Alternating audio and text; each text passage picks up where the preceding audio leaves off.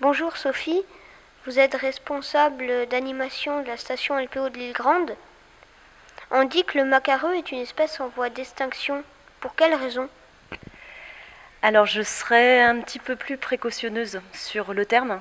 Je ne parlerai pas d'extinction, je parlerai plutôt de déclin. C'est-à-dire qu'on remarque effectivement depuis plusieurs années que les effectifs de macareux moines sont moins nombreux qu'ils n'étaient. Et pour l'instant, ça pose beaucoup de questions parce qu'on a beaucoup de mal à étudier cette espèce-là. C'est un oiseau qui est tout petit. Là, vous avez la taille réelle de l'oiseau et ça fait à peine la taille d'un pigeon. C'est un oiseau qui se cache pour se reproduire. Il va au fond d'un terrier et c'est un oiseau qui ne supporte pas d'être dérangé au sol le temps où il se reproduit.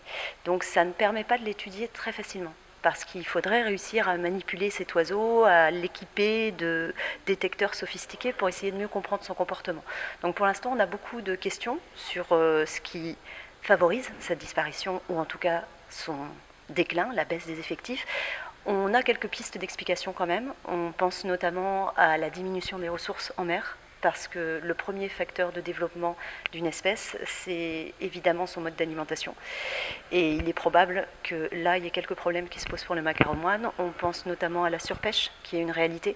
Il y a certains modes de pêche qui vont dépouiller complètement les ressources en poissons en mer, et notamment les tout petits poissons.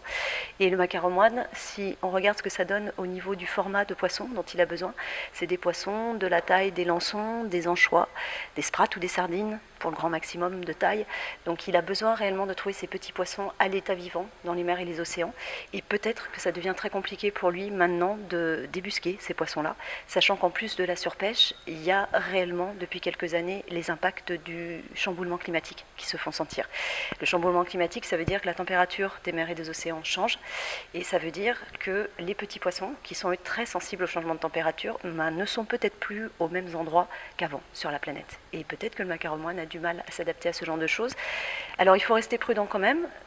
Pour ne pas parler d'extinction complète, il y a encore 12 millions de macareux moines dans le monde et il y a la moitié de la population qui est installée en Islande. Voilà, 6 millions de couples en Islande. C'est vraiment le foyer de population globale de cet oiseau-là. Si on fait une rapide comparaison avec un oiseau strictement marin lui aussi, qui vient nicher à terre pour la reproduction, le fou de bassin, qui est beaucoup plus grand, qui est beaucoup plus impressionnant que le macareux moine, il y en a 12 fois moins sur la planète. Voilà, donc c'est vrai qu'on cible le macareux moine peut-être parce qu'il a un côté très attachant, très mignon, mais ce n'est pas le signal d'alerte de l'état des mers et des océans sur notre planète.